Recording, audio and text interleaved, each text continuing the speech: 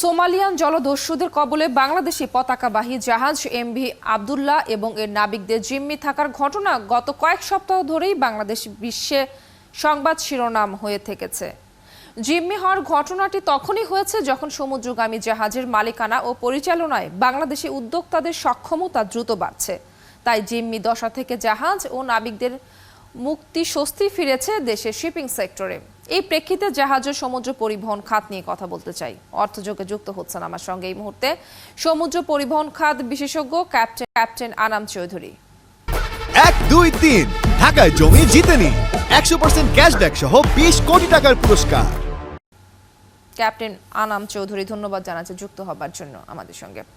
MV Abdullah এবং এর নাবিকরা জিম্মি দশা থেকে মুক্ত হয় মেরিনার ও সমুদ্র পরিবহন খাত সংশ্লিষ্ট যারা রয়েছেন, আসলে তাদের মধ্যে আপনি কি প্রতিক্রিয়া ও আস্থা টের পাচ্ছেন?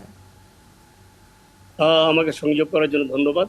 আসলে এটা আমাদের অর্গানাইজেশনের বিরাট বড় একটা সাকসেস এবং একটা বিরাট বড় স্বস্তি, কারণ আমাদের মেম্বাররা ওখানে ছিলেন, আমরা খুব উদ্বিগ্ন ছিলাম এবং সরকার এবং জাহাজ মালিক ওনারা যে ব্যবস্থা নিয়েছেন আমরা খুব খুশি এবং এটা আমাদের সবার মাঝে একটা স্বস্তি ফিরে এসেছে নতুন করে পূর্ণোদ্যমে আবার কাজ করার জন্য।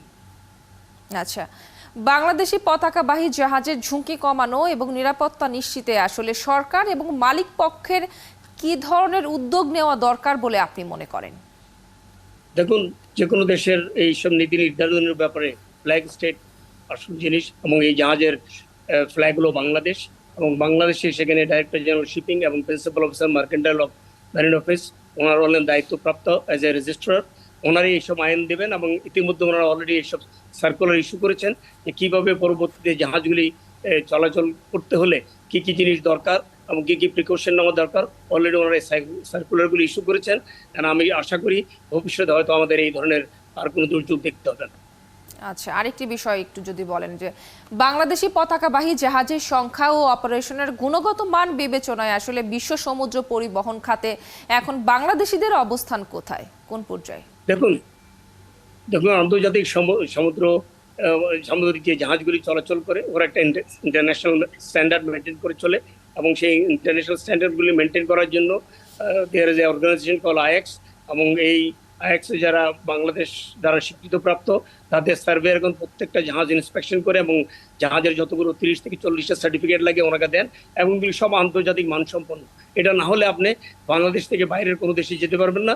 তাহলে আপনি পোর্ট স্টেট কন্ট্রোল বা ফ্ল্যাগ স্টেট কন্ট্রোলের সার্ভেয়ারদের আন্ডারে আপনাকে ওরা জরিপ করবে এবং সনদগুলিকে সাসপেন্ড করবে, অনেক ইস্যু আছে।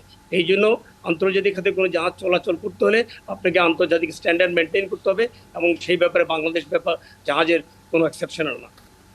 অসংখ্য ধন্যবাদ ক্যাপ্টেন আনাম চৌধুরী যুক্ত হবার জন্য এবং আমাদেরকে সময় দেওয়ার জন্য এই মুহূর্তে।